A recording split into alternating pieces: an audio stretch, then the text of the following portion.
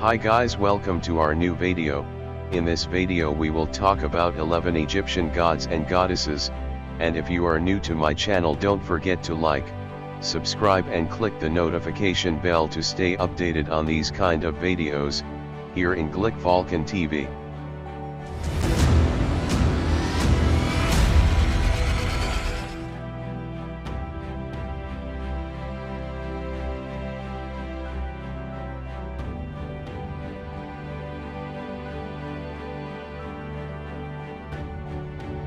Number 1. Osiris, one of Egypt's most important deities, was god of the underworld. He also symbolized death, resurrection, and the cycle of Nile floods that Egypt relied on for agricultural fertility. According to the myth, Osiris was a king of Egypt who was murdered and dismembered by his brother Seth. His wife, Isis, reassembled his body and resurrected him, allowing them to conceive a son, the god Horus. He was represented as a mummified king, wearing wrappings that left only the green skin of his hands and face exposed.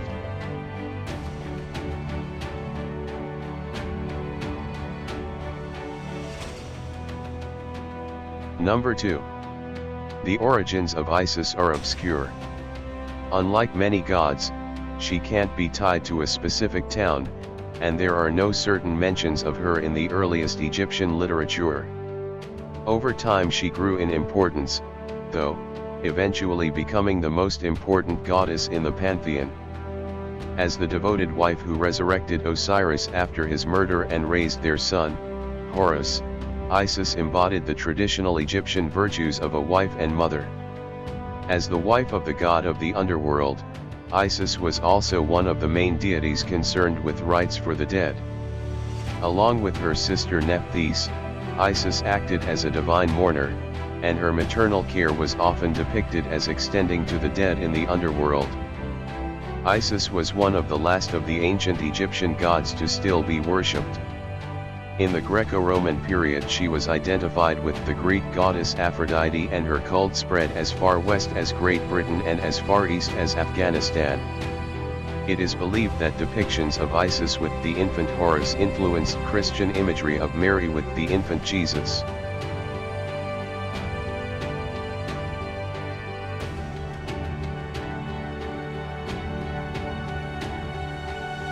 Number 3. Depicted as a falcon or as a man with a falcon's head, Horus was a sky god associated with war and hunting. He was also the embodiment of the divine kingship, and in some eras the reigning king was considered to be a manifestation of Horus. According to the Osiris myth, Horus was the son of Isis and Osiris, magically conceived after the murder of Osiris by his brother Seth. Horus was raised to avenge his father's murder. One tradition holds that Horus lost his left eye fighting with Seth, but his eye was magically healed by the god Thoth. Because the right and left eyes of Horus were associated, respectively, with the sun and the moon, the loss and restoration of Horus's left eye gave a mythical explanation for the phases of the moon.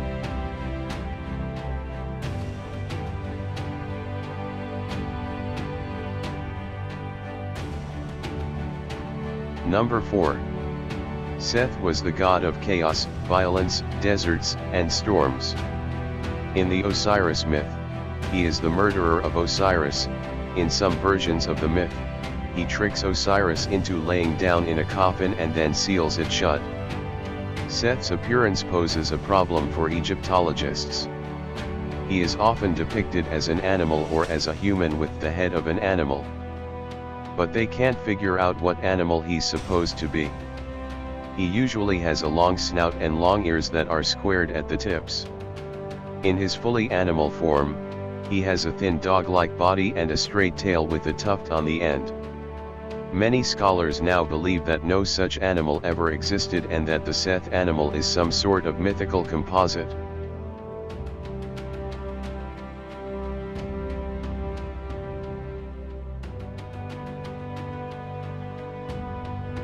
Number 5. Ptah was the head of a triad of gods worshipped at Memphis.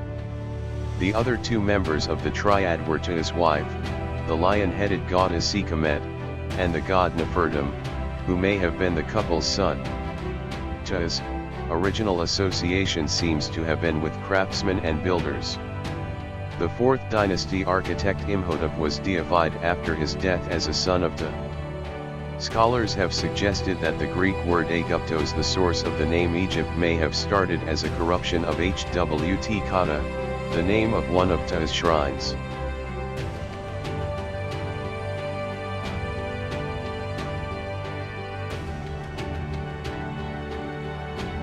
Number 6.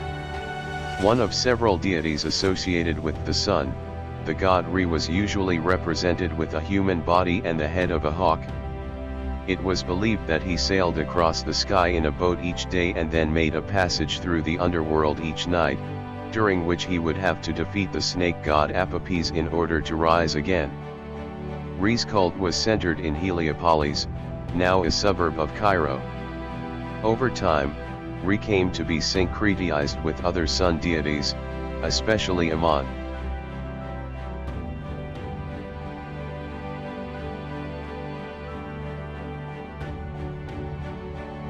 Number 7. The goddess Hathor was usually depicted as a cow, as a woman with the head of a cow, or as a woman with cow's ears. Hathor embodied motherhood and fertility, and it was believed that she protected women in childbirth. She also had an important funerary aspect, being known as the Lady of the West. Tombs were generally built on the west bank of the Nile. In some traditions, she would welcome the setting sun every night. Living people hoped to be welcomed into the afterlife in the same way.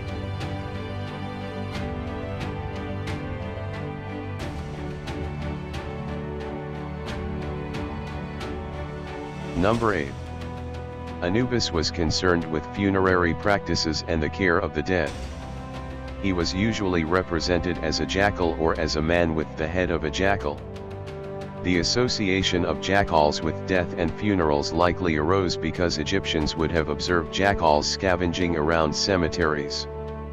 In the Old Kingdom, c. 2575 to 2130 BCE, before Osiris rose to prominence as the lord of the underworld, Anubis was considered the principal god of the dead. According to the Osiris myth, Anubis embalmed and wrapped the body of the murdered king, becoming the patron god for embalmers.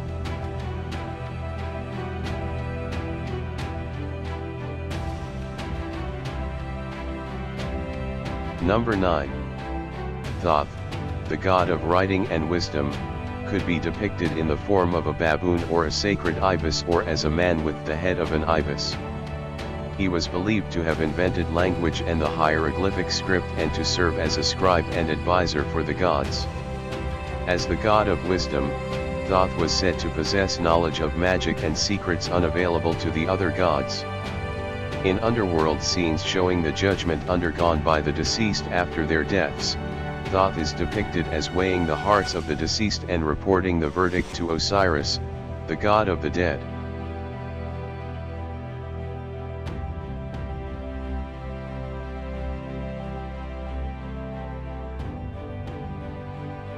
Number 10.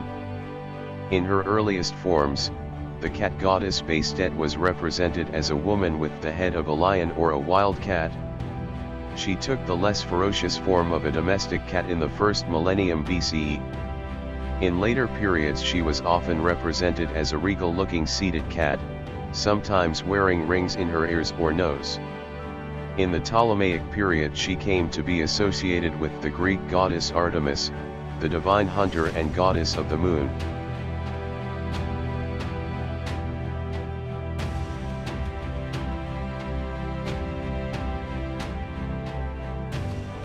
Number 11. Before rising to national importance in the New Kingdom, 1539 to 1292 BCE, the god Amon was worshipped locally in the southern city of Thebes. Amon was a god of the air, and the name probably means the hidden one. He was usually represented as a man wearing a crown with two vertical plumes. His animal symbols were the ram and the goose. After the rulers of Thebes rebelled against a dynasty of foreign rulers known as the Hyksos and re-established native Egyptian rule throughout Egypt, Amon received credit for their victory.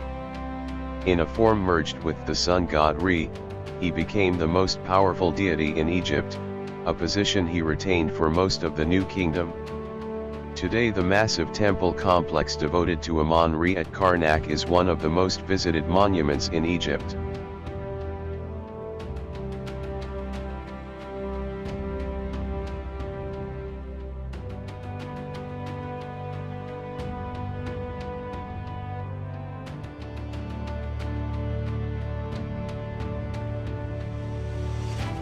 Thank you for watching, and that's where our video will end.